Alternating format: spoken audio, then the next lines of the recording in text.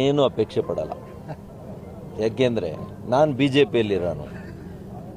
ಮಾನ್ಯ ರಾಹುಲ್ ಗಾಂಧಿಯವರು, ಮಾನ್ಯ ಡಿ ಕೆ ಶಿವಕುಮಾರ್ ಅವರು, ಇವರೆಲ್ಲ ಯಾವ ರೀತಿ ಅಪೇಕ್ಷೆ ಪಡ್ತಾರೆ ಮತ್ತು ಅವ್ರ ಮನಸ್ಸಿನಲ್ಲಿ ಏನಿದೆ ಅಂತ ನನಗೆ ಗೊತ್ತಿಲ್ವಲ್ಲ. ಸಿದ್ದರಾಮಣ್ಣವ್ರ ಮನಸ್ಸಲ್ಲಿ ಅದು ಕಷ್ಟ ಹೇಳೋದು, ಪಕ್ಕದಲ್ಲಿರೋನಿಗೂ ಗೊತ್ತಾಗಲ್ಲ.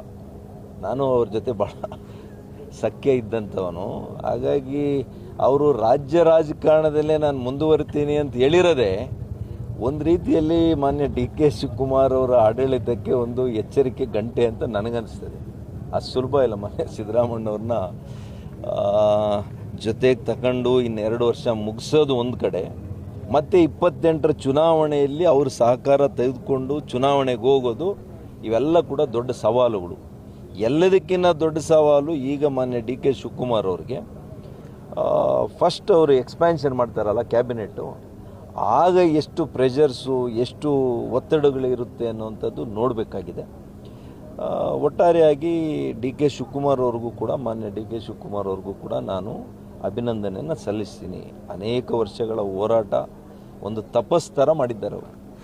ಆ ಛಲದ ತಪಸ್ಸು ಮಾಡಿದ್ದಾರೆ, ಹೋರಾಟದ ತಪಸ್ಸು ಮಾಡಿದ್ದಾರೆ, ಭಕ್ತಿಯ ತಪಸ್ಸು ಮಾಡಿದ್ದಾರೆ. ಇವೆಲ್ಲವೂ ಕೂಡ ಅವರಿಗೆ ಸೇರಿ ಅವ್ರು ನಂಬಿರ್ತಕ್ಕಂಥ ದೇವರು ಮತ್ತು ಇತ್ತೀಚೆಗೆ ತಾನೇ ಅವ್ರ ಮೊಮ್ಮಗಳು ಕೂಡ ಜನನ ಆಗಿದೆ. ನಮ್ಮ SM ಕೃಷ್ಣರವರ ಹುಟ್ಟುಹಬ್ಬದಂದೇ ಅವ್ರ ಮೊಮ್ಮಗಳು ಕೂಡ ಹುಟ್ಟಿದ್ದಾಳೆ.